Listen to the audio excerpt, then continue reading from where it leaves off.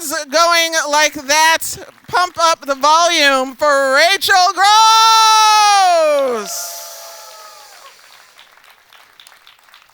Hello, come on up. I love your outfit, first of all. I love listening to you in the morning. Oh my God, thank you. Yes. That's 3 listeners.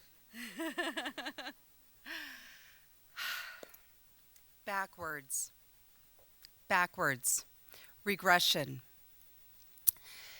Regression is such a rich word for me. It's full of double entendres, so just please indulge me for a minute. So I am the product of a math and accounting professor. When I graduated college, I worked for a statistical software company.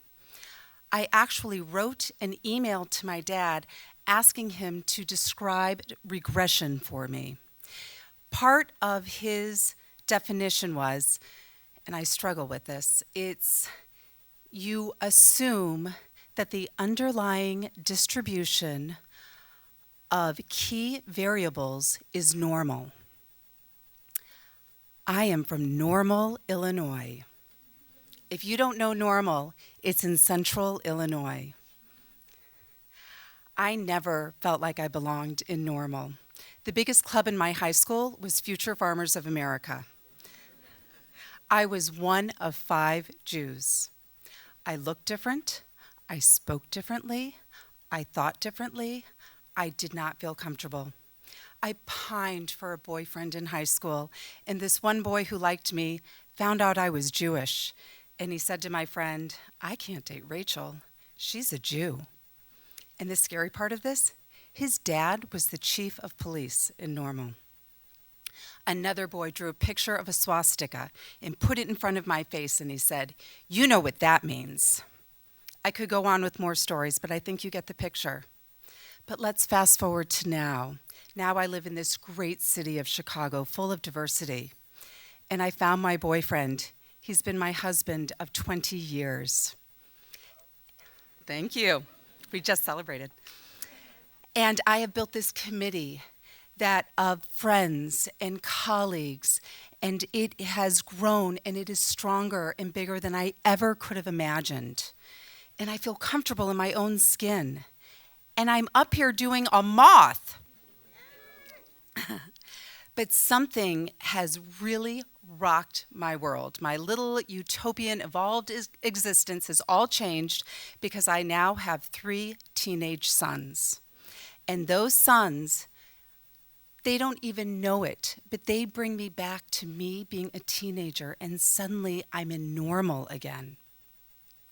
Last week, my son says to me, "You look like a Russian house DJ in that hat." It kind of sounds like a compliment, but it's so not. It's dripping with sarcasm. It's like you're trying to look cool, but you aren't cool, and you're embarrassing me, and take off the hat. And suddenly I'm like, oh my God, should I take it off? Am I trying too hard? Do I look weird? And then I'm like, wait a minute. It's a 15-year-old boy telling me I look bad in a hat. I could give a shit what he thinks.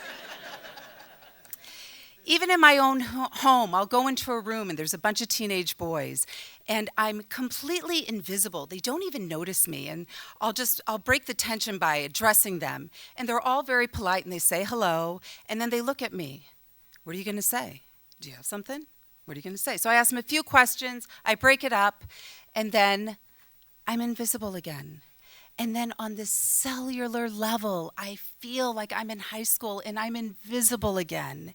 And I can smell the musty air in my high school, and I can hear Tainted Love in the background. And it's real. And then even just the whole mom word, like mom is an insult. Oh, you listen to mom music, which for the record, no pun intended, I don't. I listen to you. That's super cool music. But mom, it's like this derogatory adjective. Jew, a derogatory adjective.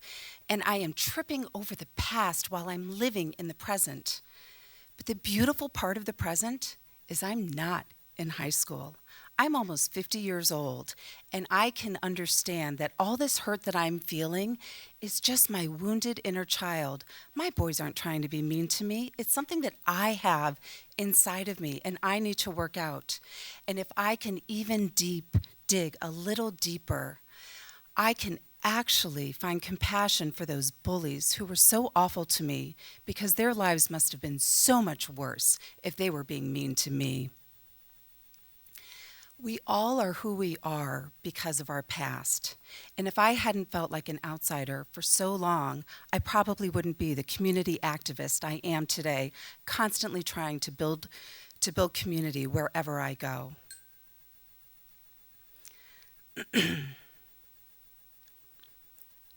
Right now, I couldn't feel happier that I live in the city of Chicago, in the neighborhood of Andersonville. I would argue that my block is one of the most diverse blocks in the city.